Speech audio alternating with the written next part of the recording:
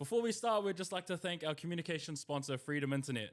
Locally owned and operated, Freedom Internet delivers and secures residential short stay and commercial fiber internet services.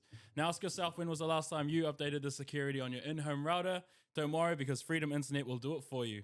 Keeping you and your family's online experiences safe and fast is Freedom Internet, helping to build community and connecting community throughout Aotearoa.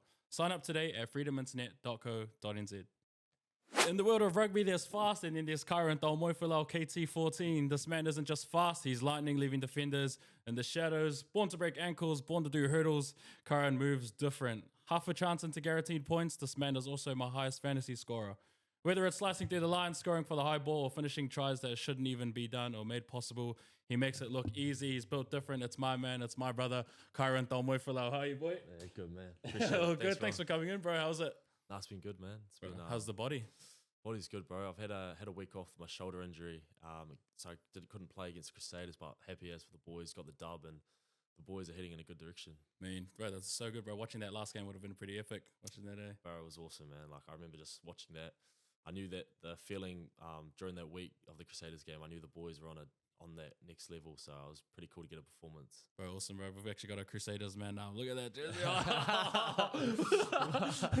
Oh, sweet, bro. Like, how's it been this year, bro? Obviously, we've seen you come into some sick form. Like, what's it been like? Is it just you performing, or did you really want to make a stance this year? Yeah, well, I think I said after NPC, I kind of just wanted this to be my breakout year. I wanted this year to really take with two hands and just really take the opportunity. I knew that with the age I am, I could really put my best foot forward in this competition, and I felt like I've had a good start to this season, and I just think this is just the start. Yeah, your NPC season last year was crazy. Is it true that you guys actually get a fine if you don't do your fins up? Yeah, bro. It's, really? I think it's $200 fine if you don't put a fin up. Holy So that's if country. you score like one or two tries, you got to put it twice. So Dang. yeah. Holy moly. All right, bro. Well, we'll get started. We're gonna wind it back a little bit, bro. We're gonna take it right back. Where did you grow up? I grew up in a little place called Blenheim, Yeah. near Nelson. I was there.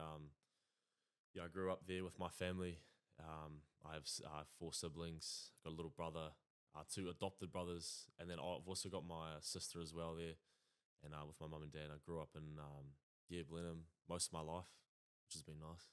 Oh, bro, that's crazy. Like, out of all places, Blenheim, eh? Yeah, All right. So what school did you go to down there? I went to Marlborough Boys College. Yeah. It's a pretty small school, bro. Yeah. Like, it's not a rugby school or anything like that, but yeah, there's definitely produces some good footy players. Oh, I mean, so like, when you go to like primary school into intermediate, did you play rugby like right through there? Yeah, bro. So like my primary school started at a little school called Witherley School, but that was just like playing touch and having a bit of fun, and then getting to Marlborough Boys College, rugby became serious for the first 15. Yeah. I seen that all my mates were taking it serious, so I was like, oh, I might just have a jam, and decided to play first 15 in year 11. Oh, so when did you actually start playing rugby like properly? So I played rugby when I started like young, like when I was like 5. Oh yeah. But like I didn't really take it any serious. Oh, or true. Like, yeah, I just played just purely for the boys and just to have fun. And it wasn't until like high school I was like, oh man, like this is what I want to do for the rest of my life. Bro, that's pretty crazy. And bro, it's actually nuts to hear that, like, for where you are now. Because it's actually bro, Caleb said the exact same thing. Like, he never took it seriously as well. Yeah. And pretty much the exact same time you started taking it seriously. At Marlborough Boys, is rugby like a big thing? Like, yeah, it's like pretty proud rugby, like, place. Yeah. The place of Blenheim. But the school itself, like, they love the first 15. They uphold it pretty highly at the school. But we're just such a small school that it's pretty hard to foot it with the big like Christchurch Boys and Nelson College. But in my year, we had a pretty good team that we actually we beat Nelson College, who won it that year.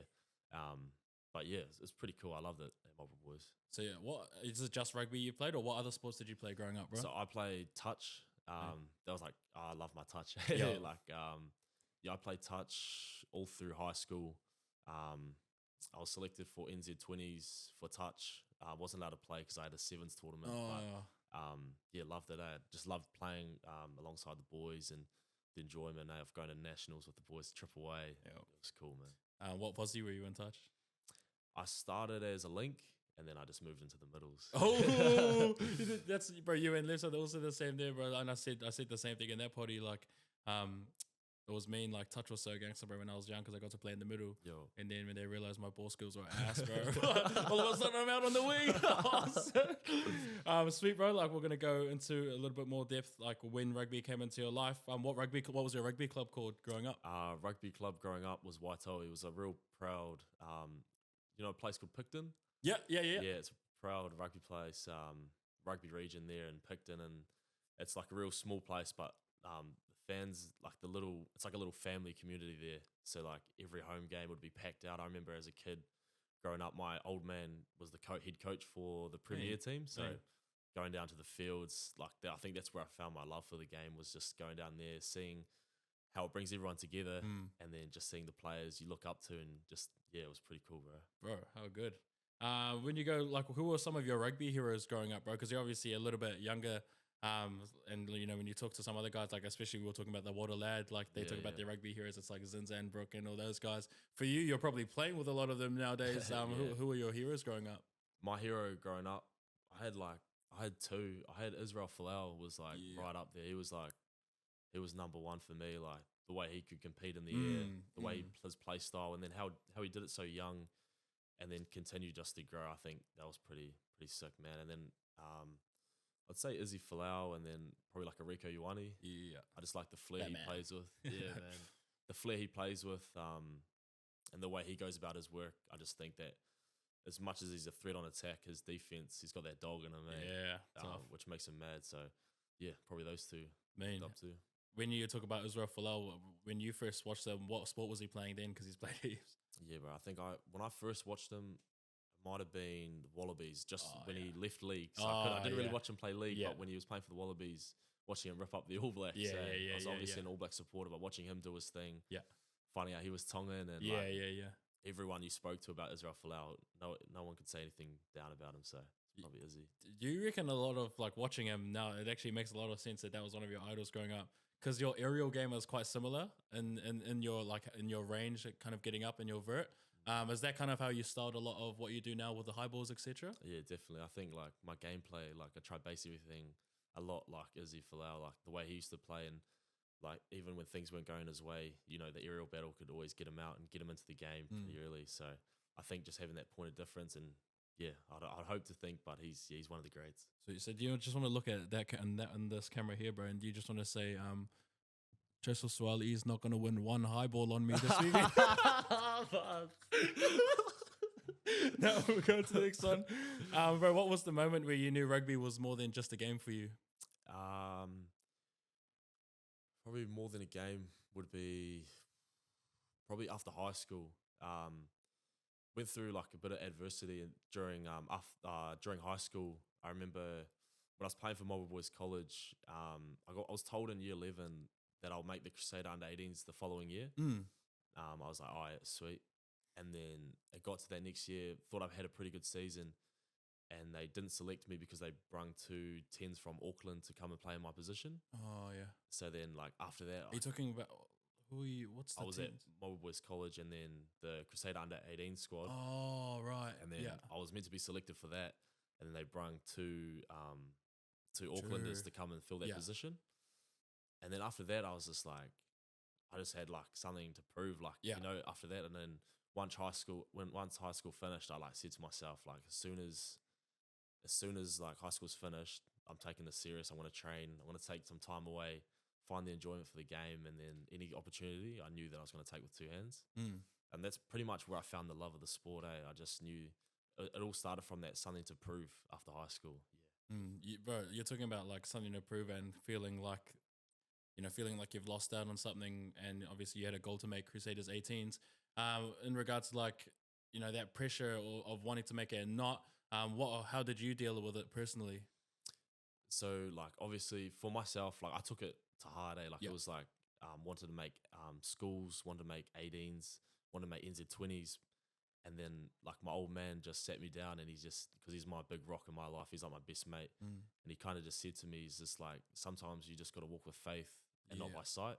And it's just like, it was pretty cool to me. And like being a Christian family, he just kind of sat me down and he just said, gave me this verse, and it was in Proverbs, it's like, trust in the Lord with all your heart, lean not on your own understanding, and always submit to him. Bro, and once I heard that, he just said, train hard, put your head down, and once you get an opportunity to do your thing, that's you. And then I was like, yeah, sweet. Bro, I feel like I just got baptized again, bro. Holy moly, that's tough. So all your family is religious, bro? Yeah. My whole family, mum not so much, but Yep.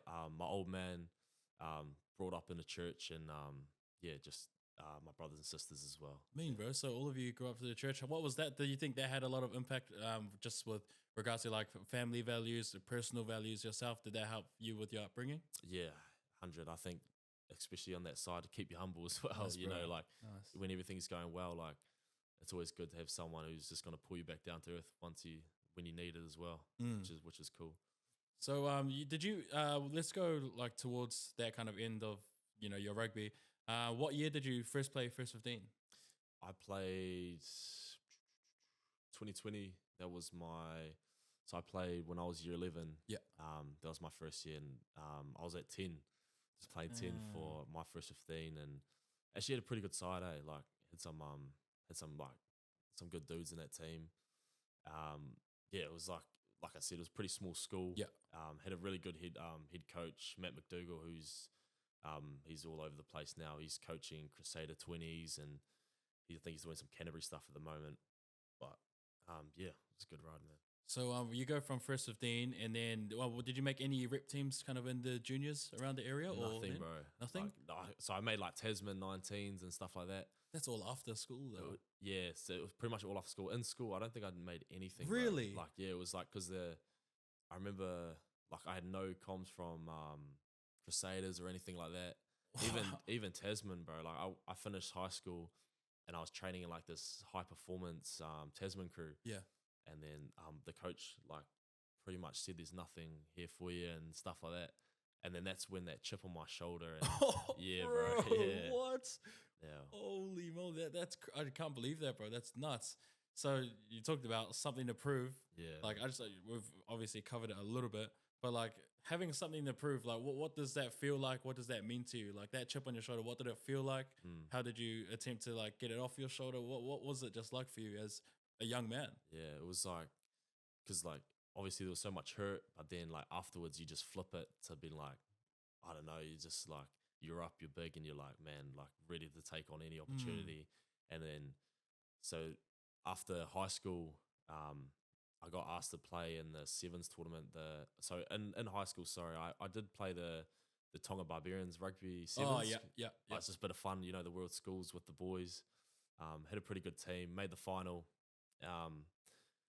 And then after that, that's when Tonga Sevens was in the picture, and they were watching me play, and they said, "Oh, hey, do you wanna come and have a tryout and have a play for us and just see how you go?" So I went over and I played for the Tonga Sevens and just trained and trial, and then was lucky enough to be selected for them. But right before that, the NZ Sevens was hitting me up like, do you want to come to a camp and have a training camp with us? And then same again, go back to my old man, my rock, and I just ask him and just have a chat with him, and he just told me, do what feels right for you. And then that's when I decided to play for Tonga at a young age.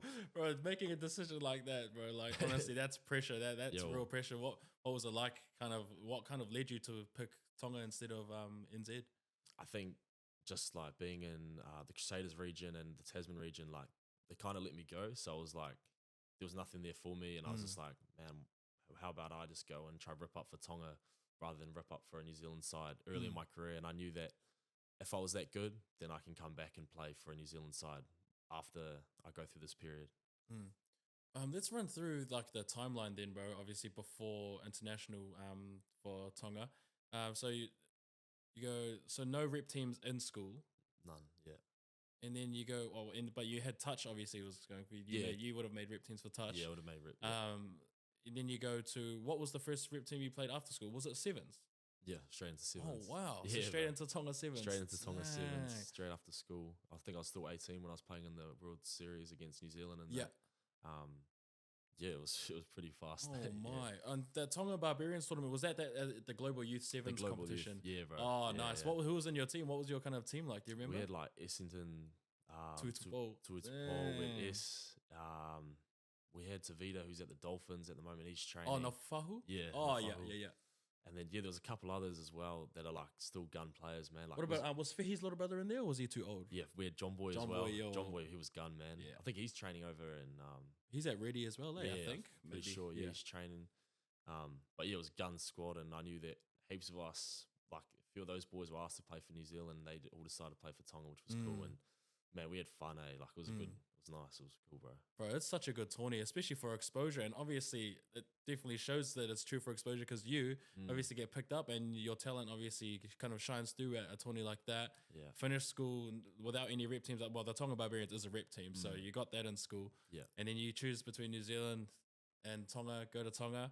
What was it like as a young guy that's, you probably still had a little bit of a chip on your shoulder, but now you get to really show yourself and your true talent. What was it like? Man, it was cool. Like those certain time from when I was 18 till now, or 18 to 19, maybe 18 to 20, bro, was like my grinding. Like that's where I wanted to really prove something. Like it was just when I got on. I remember when I was 18, I had a World Series, and my first game was against New Zealand.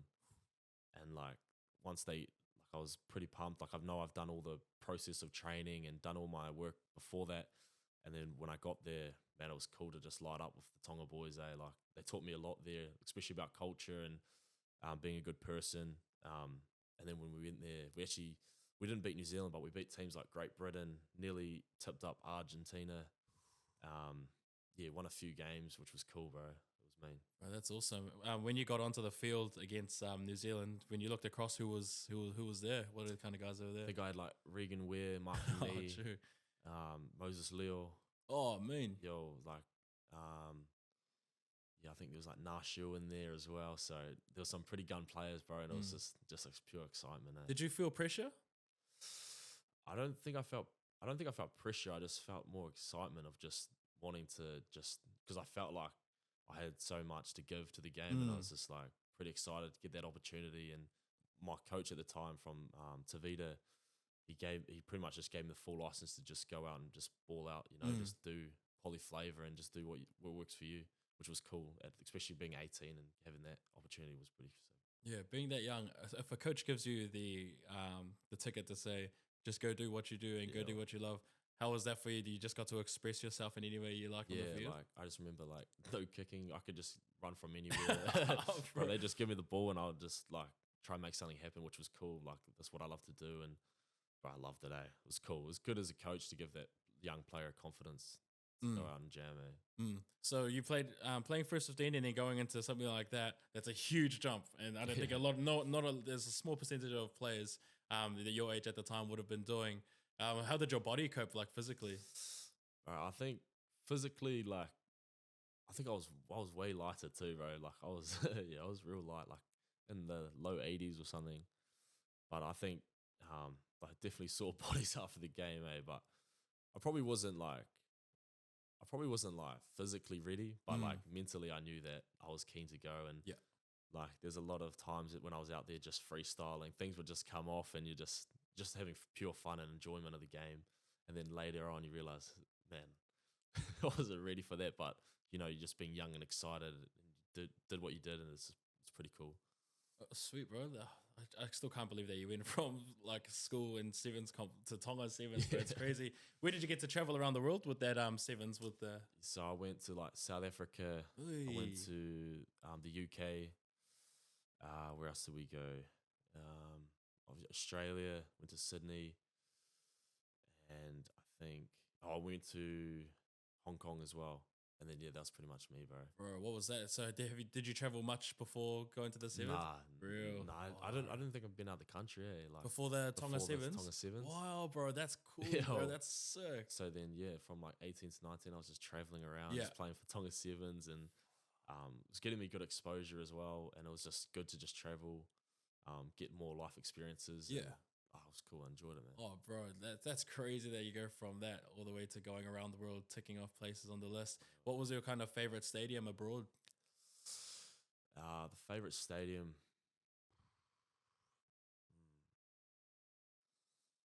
Favorite stadium, like probably been to like some pretty cool places, but nothing would probably compare to being like the FMG Stadium with the home family. I reckon that would probably be the best day. Like there were some mad ones, definitely in the UK and that. which were pretty sick, man, in South Africa. But I reckon just FMG Stadium at home, where you were born in New Zealand, that was pretty cool. I'd say. Oh, that, bro, FMG. also bro, what a good answer. I love that. Sweet. We're gonna go to the grind in those years, because I want to go back because obviously you have more things after that 15s. Yeah.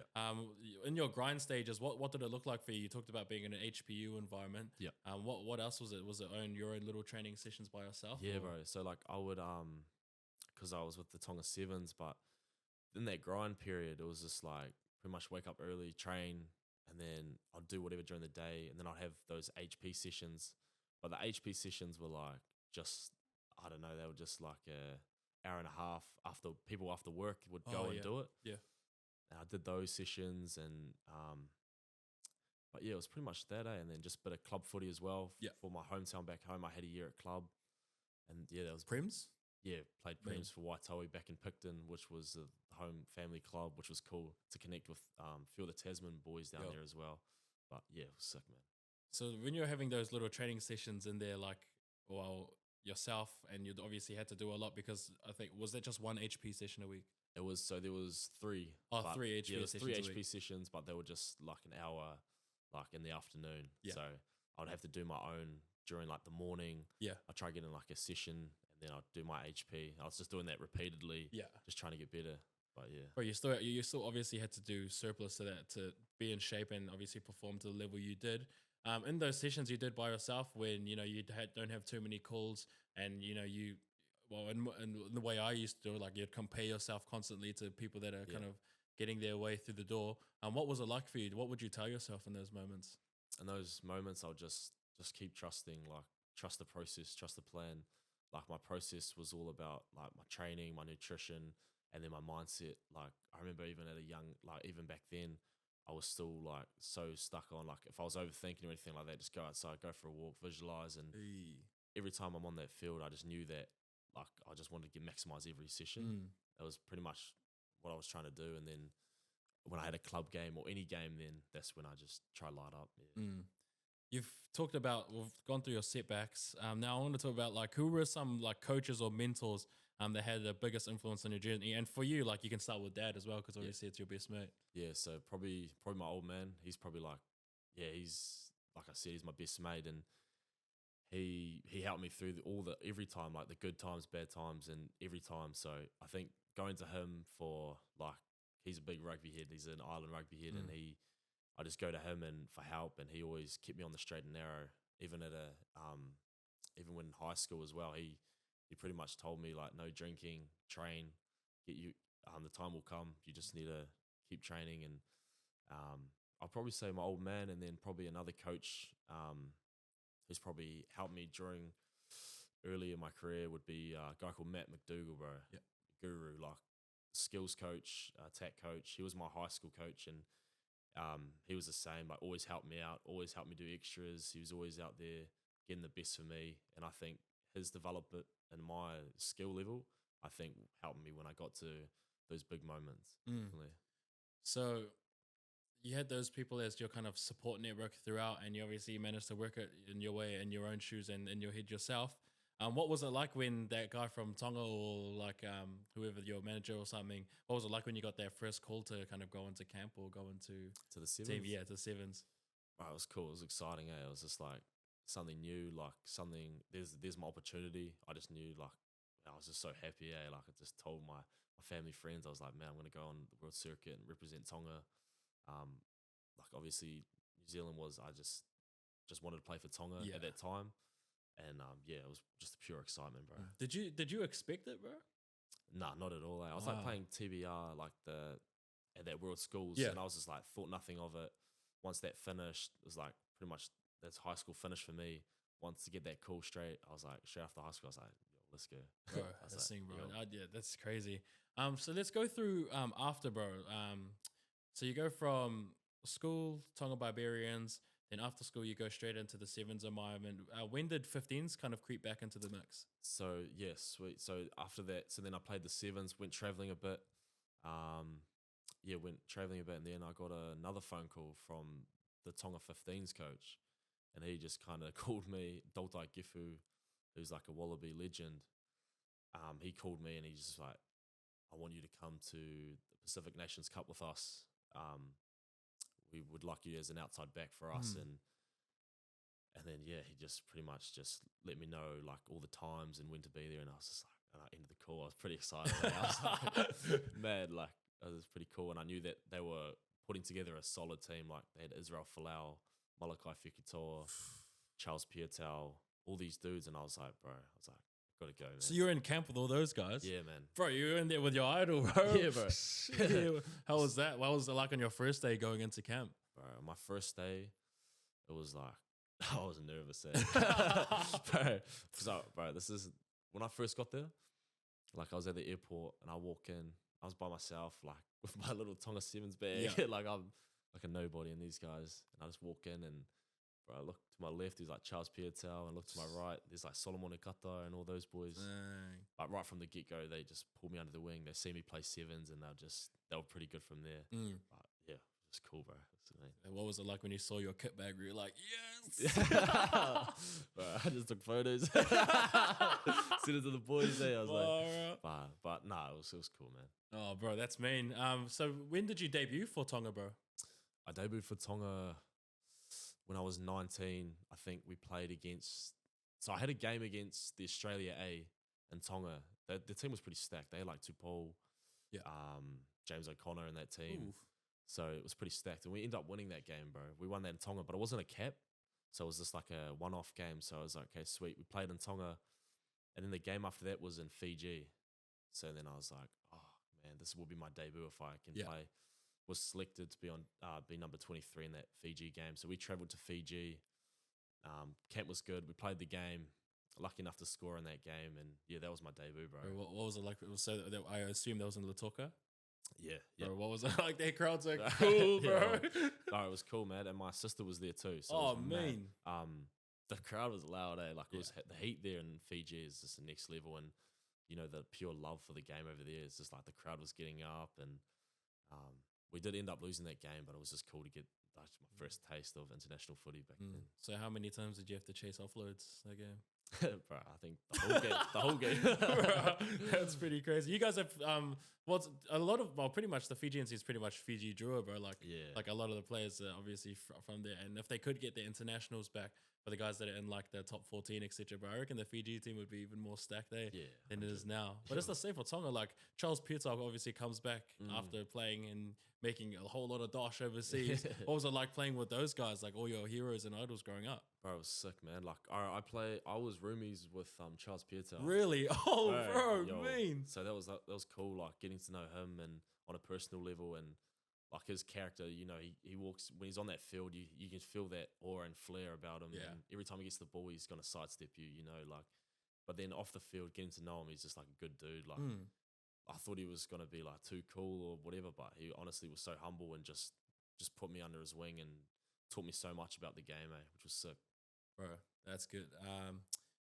We're just going to talk quickly about your adjustment from going to professional rugby. Obviously, it is a big jump. The way you prepared in both games, mentally, physically, like some people take notes, some people will do like mindfulness or whatever. Did you have any like routines that you would follow in those weeks of being a young professional? Yeah, probably like I'd set my week out on like a Sunday, and I'll just be like, all right, sweet, so I got 5 days to prepare. Game day Saturday. I just set out just in my notebook. I just set out little goals that I want from each day, and then I have my 3 big focus points for the game day. So that would be like my process would be just like Monday to Friday would just be nailing that. If it's visualization, if it's just meditating, if the pressure's too much, or if it's just going for a walk, making sure I'm spending time with friends and family, being present. That's just pretty much me, bro. And like, obviously would always have my notebook ready and looking over notes, but because once you get that process right, I know that Saturday you can just shut the book and you know it's just time to jam. Awesome. You're just confident, yeah. So what happens after that, bro? How many games do you end up playing for that Tonga run at that time? I think I played maybe like 8 games for Tonga. Wow. Yeah. So how many caps do you have for Tonga now? So I think I've like maybe think I have like 10. Yeah. So was that year the World Cup year? That was the World Cup year. Oh, right. So let's talk about that, bro. So yeah. once you do that Tonga 15s, playing there and then obviously playing the games in Fiji, etc. Was that straight into the Rugby World Cup squad after that, or did you do any rugby in between? Yeah, so that PNC was like a trial for the Rugby World Cup squad, and I knew there was some big names in my position that they could have that they could take to the World Cup. So I just tried to perform, and then I had some pretty good games, and then the last 2 games we had Canada twice back to back, and I think I ended up scoring a double in both. I remember that. I was just like hoping, I was like, man, surely. But yeah, I was lucky enough to get the call, and he pretty much said, this is going to be a learning for you. Just, I want to take you to the World Cup. This won't be your last. I just want you to, Dr. Gefu, former Wallaby, just told me, he's like, just come in and learn off the greats of the game, Izzy's, the Charles Piatel, just get amongst it. And then once I know it's time's right, I'll put you on the field. And I was like, yeah, sweet, bro. He really trusted you. Eh? What was it like to have, like, just to know someone trusted you, your ability, your play style? What was it like, bro? That was cool, bro. Like, I just gave me confidence. I was just young and just wanted to just, go out on the field. But I just knew that once the time was right, he was going to put me on the field. So I was just like, all right, I'll do everything I can to prep the boys for every game. I'll go out and compete. And then, yeah, just exciting. So you travel over there. It was in France, eh? The World Cup was in France. Yeah. Yo. It's obviously so you go to France. What was it like? Kind of, you get there, settle in, go to your hotel. Were you nervous, or did you feel the pressure? I was excited, but then once I landed at the airport and I seen everyone, like it was packed out, just of all these fans and Rugby World Cup supporters, and people were flying everywhere to watch the Rugby World Cup. I was like, it just really started to sink in. I was like, the nerves started to go a little bit, but I just knew that. I was just pure excited. Just wanted to get on the field, Bro, your team was good, man, at that World Cup. Yeah, bro, your team was pretty stacked. Yeah, like we had like players all over the place. We had like locks like Adam Coleman, had Ben Tamifuna up front, Charles Piatel, like all those big dogs. It was a pretty cool team. Malakai Fekitoa, Solomon Ikata. Yeah, it was stacked, man. But what was it like to be in France? Like with your team, you would have done a lot of team bonding and stuff, fan events, etc. What was it just like to be there? Like, what did it feel like?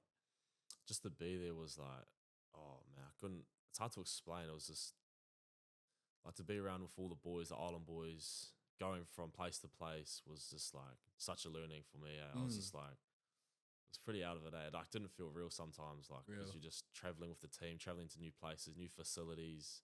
But I loved it. It was a cool learning experience. Bro, you're so young at something like a World Cup. Did you find it a little bit draining at times? Because I feel like just going through and you're unfamiliar with the place, you're super young.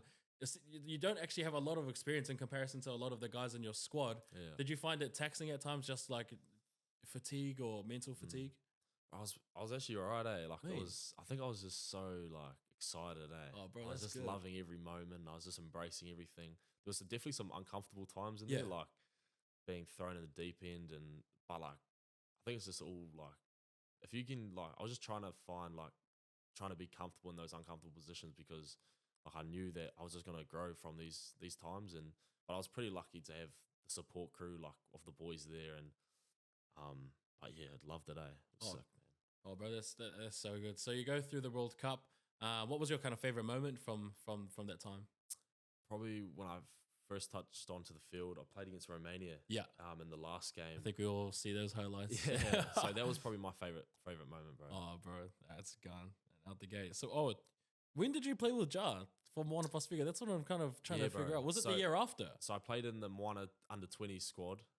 That was after high school. It was just like a little tournament. I think we only got together a week before. I remember. Yeah, that's and your who was the coach? I forgot who the coaches were. I forgot his name, Oh yeah. But yeah, he was cool, bro.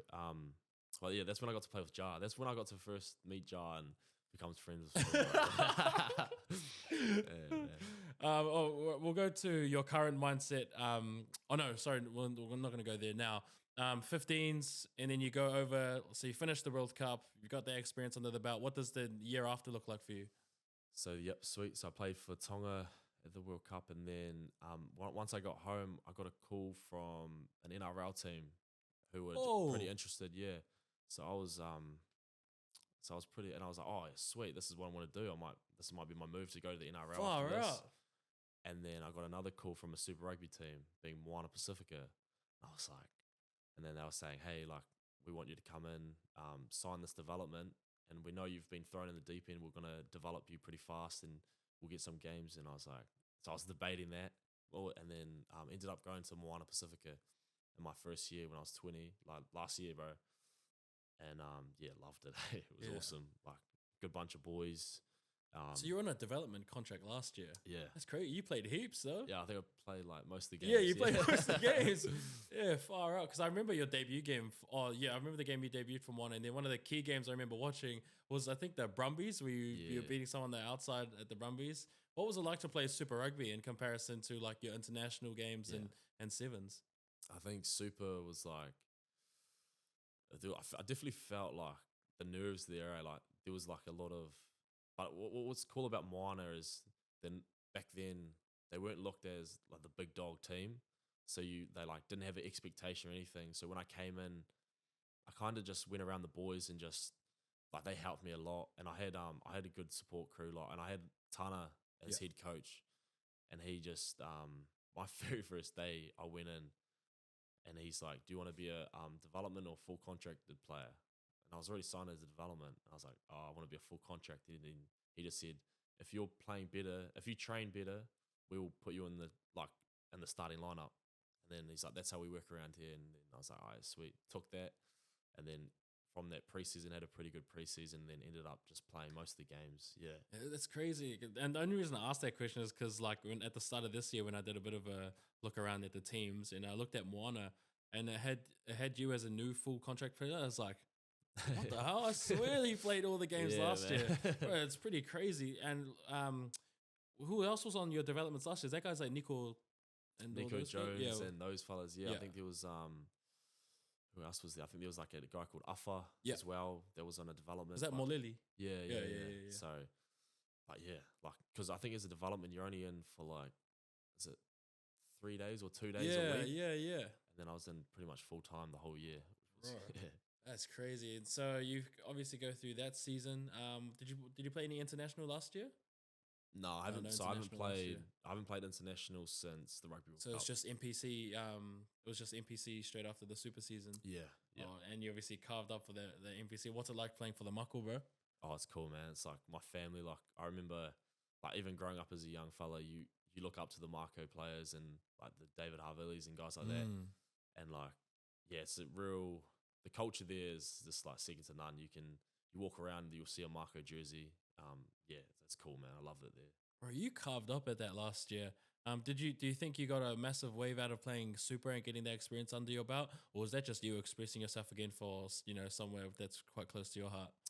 I think I definitely got like a lot of learnings. There's another guy at Moana, the attack coach, and he's like kicking coach as well. Stephen Jones. He's he's played over 100 tests for Wales, and he's one of the greats. And being under him and Tana, they taught me a lot, like, about the game and like in my position and how I can maximize being on the field for that 80 minutes. And once I got that one attack and defense learnings, like once I went to the Mako, I was real confident, confident from the learnings of the Super season, and then obviously being in a really good team with the Tasman Makos. Like, yeah, we had a mean year. Like, it was a good year. We fell short, lost in the quarters against Canterbury, but like, it was awesome. Like, loved it. And I think especially playing for my family province, like, it just made me turn up. Yeah. So finishing that, you obviously go into off-season. The end of that. What was that kind of off-season like for you? Did you just put your head down and kind of grind? Did you have to come here for off-season? After the NPC? Yeah. Yeah, so we had like I think we had 3 weeks, bro. And it was just, so I spent a week, I went to Bali with the boys.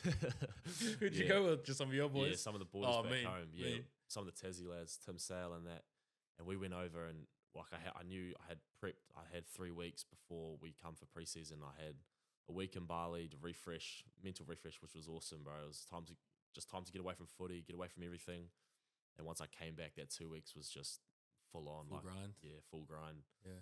And then once I got to preseason at Moana, I was fit and I was ready to go. Where'd you go in Bali? Bro, I went all over the place, I went, what's the main town in where I forgot what it's called. Ubud, Ubud or something. Oh, Ubud, yeah. Oh, bro, yeah, we were that's staying pretty around there, solid, eh? yo. We were there that like the whole time, mate. We loved it there. Yeah, bro, Bali's hissing. Yeah. Where'd you go in Bali? Yeah, we were around the same area. We Yeah. were around there, but we stayed in Seminyak. Oh, In Central yeah. Seminyak. Did you go to like Atlas and all that? Yeah. Bro, that was crazy. It's crazy, man. Yeah, we Fins as well. Yeah, The Fins, yeah. bro, it's crazy. That's crazy. Yeah, man. alcohol was so cheap as well. Yo. Yeah, that's probably why you had a dusty 2 weeks ago when you came back. So you obviously go into like preseason this year, bro. What Yeah. was it like? Did it you watching the news or whenever you got the text last year and you see Adi Samir obviously coming over to Moana? What did that hit like, bro? Bro, it was like massive. It was like massive news for me. And I knew that our group was just gonna lift with him. And yeah, as you can see this season, like the impact that he has on the game, especially when he's playing, it's just like lifts the boys, not just by what he says, but his actions, eh? But yeah, it was cool to have Artie. The preseason was real good. Like as a Moana team, being a new face, like in the Super Rugby, we knew that we had to sort out our rugby side.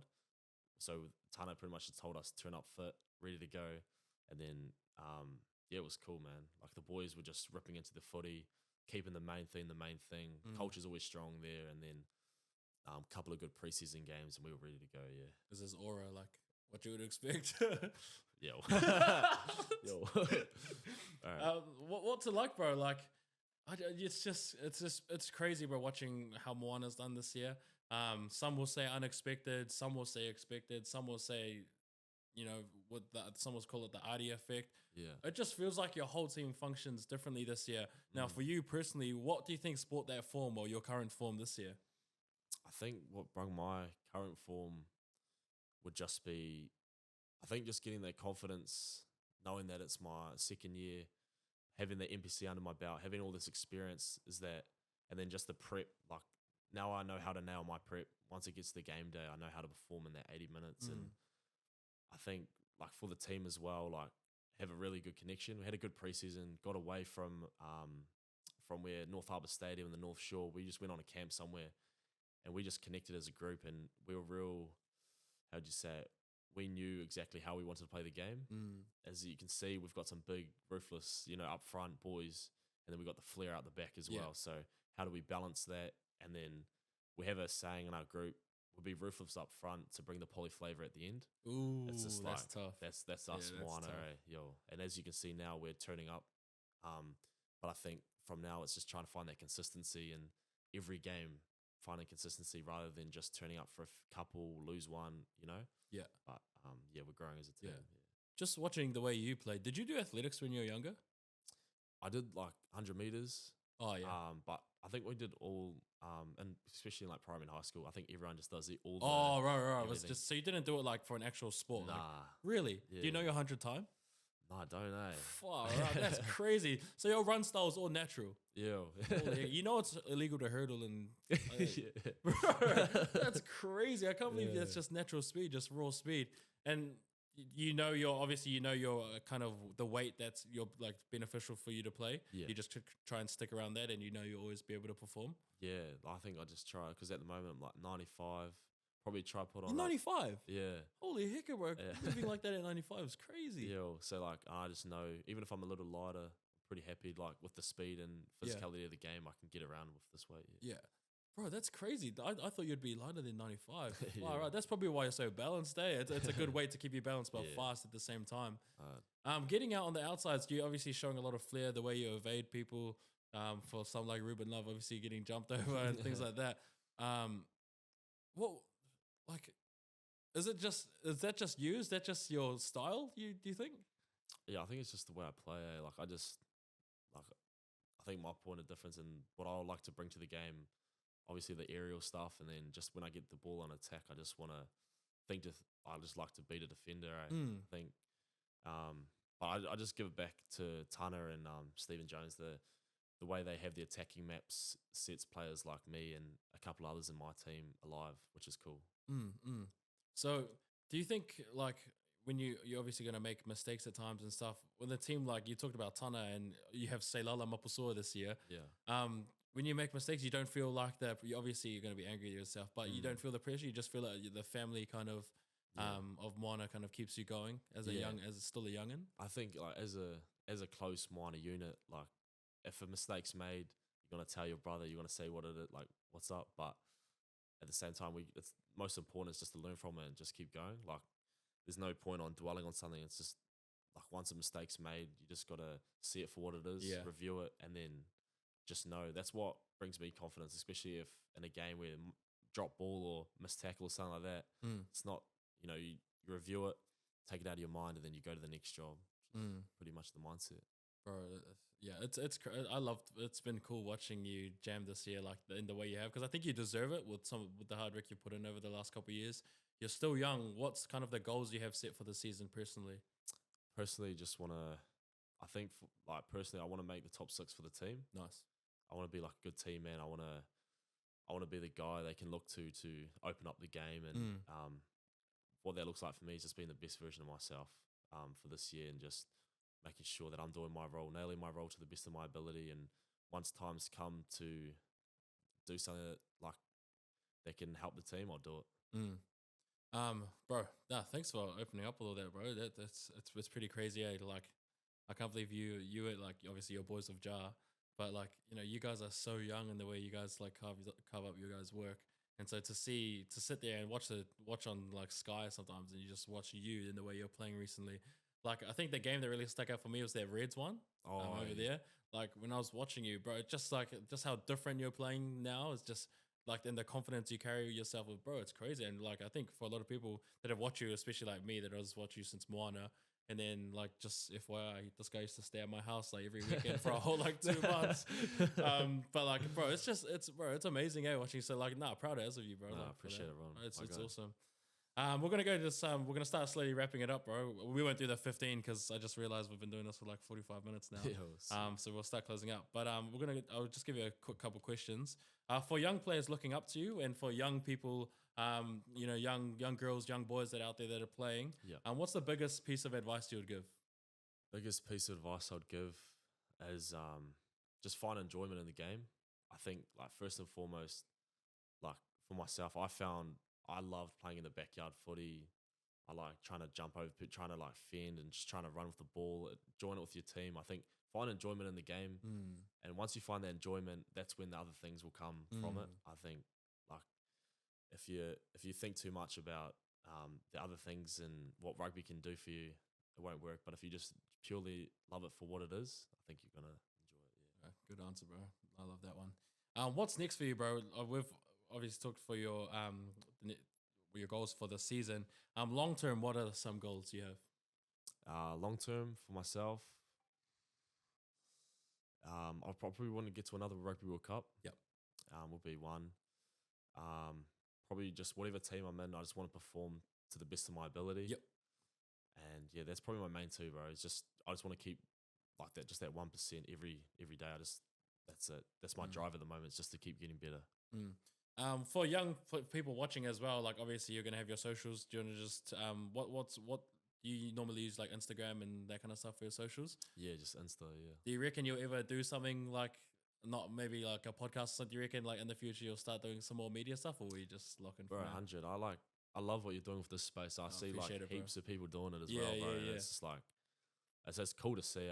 I think media and social media is popping off now, like especially with the footy scene, and the more fans can get closer to the players, I think it's cool. Yeah. And yeah, bro. Yeah, I'm sure maybe we'll get you on the seat more often, I'm going to go to some fan questions now, bro, because we've got a whole lot sitting here. What the heck? What is that one? How many girls are you talking to? What the hell is that? Committed to Moana for the long haul, bro. That's the first one by Lottie Roland. Committed to Moana for the long haul? Yeah. I think, as opposed to like talking like contract, it's like your heart, like, is it just stuck in Moana? Like, how is it? Yeah, so I played for Moana for 2 years. So I think I'm off contract at the end of this year. So I'm just still in talks at the moment. Nice, cool. But yeah, 100% committed to Moana right now. No, I can see. One from our little mate, Jar. What happened at Providence, bro? So I think I was just chilling chilling at home. I get a message from a good mate, Jar, your brother, and he just kind of hit me up and asked me to go to Providence. And Yeah, just he took me under his wing and showed me around from Little. Did it end up being a big night, eh? Yeah, it was good, man. It's good connection night. Is it tempting to go overseas, or is it important for you to invest back into Super Rugby and Moana for now? I think it's important from the years till you're about probably like early 20s to stay in New Zealand, grind for whatever. Like for myself, I want to be the best in my position, so I want to stay here, and I just want to be like one of the best here. So before I head off, I can do that later in my years. Yep. But right now, I just want to be the best here. Nice. One from Ollie Alderson. At what age did you really believe you could make it in rugby?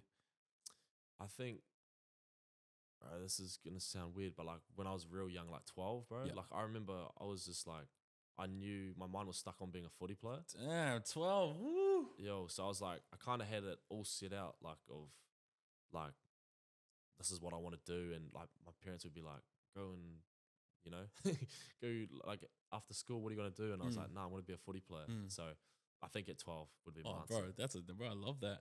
We got one from my boy Cedric. Let's Talk Sports. If you haven't seen him on TikTok. Yeah. Are you the fastest at Moana? Yeah. I wonder if any of the boys will message me for that one. We got one from our boy Izzy. That was captain when you played at Moana. Oh, yo. Being from Marlborough, if you get the chance, would you do a Levi Almore? What does he mean by that? Like a like Levi Almore? Go down to the Satyrs. I think right now, If the time, yeah, if the time was right. But I think right now, I don't think I'd play for the Crusaders. I think I'd just your heart's in Moana. Hearts in Moana Mean. for this year. Yeah, I love that. Another one from Izzy. Can you step out that Samisi guy, please? Bro, he's at it, bro. He's at a popping this season, season, eh? bro. I honestly predicted this as well. Even on the potty I did before the season starts, like before even the preseason games, bro. I said I was just watching Southland last year. Samisi Tupo'otailoa, he's him. I reckon he's good enough to play at 8 and Adi at 7, bro. And some guys messaged me and said, bro, you're talking out of your ass, bro, honest. And it actually ended up working for this year. What's the key difference for you between this year and last year's Moana team? I think the key difference is, I think as a group, as a Moana crew, we like understand this year of like our goals and where we want to get to. I think the past couple of years, the team's been just focused on getting the Moana up and running. We want to participate. We're not here to participate this year. We're here to really do well in this competition. And I think all of our goals are aligned as a team. And we've got the likes of Artie's come in as our captain. But if captain goes out, our team's going to step up, you know? And I think for our team, we just get like, I think in preseason, we had a really good preseason. Now the games, we just know we're all aligned. So I'd say aligned. Bro, nice. We got one here by one of my boys, Lucas Seardon. How many girls do you DM on a weekly basis? None. Oh, good one. I like that answer. We got one from Nordor. Oh, yo. Nord said TBR versus NZ Condors. TBR by what? With the laughing emoji. TBR by 30. Dang. And then one by my sister Nika. She just said, how's it been adjusting to the jump from schoolboy rugby to Super Rugby? Nah, it's been cool. It's been really good. Like a pretty smooth transition. Obviously the massive big jump, but I think if your mindset's right, your process is good, you'll be good to go. And I think that's what's helped me. So yeah, happy. Bro. Kyren Taumoefolau, ladies and gentlemen. Fastest man in Super Rugby. But the humble beast, that's my boy KT14, Kyren Taumoefolau. Thank you for coming in, my brother. All love, Ron.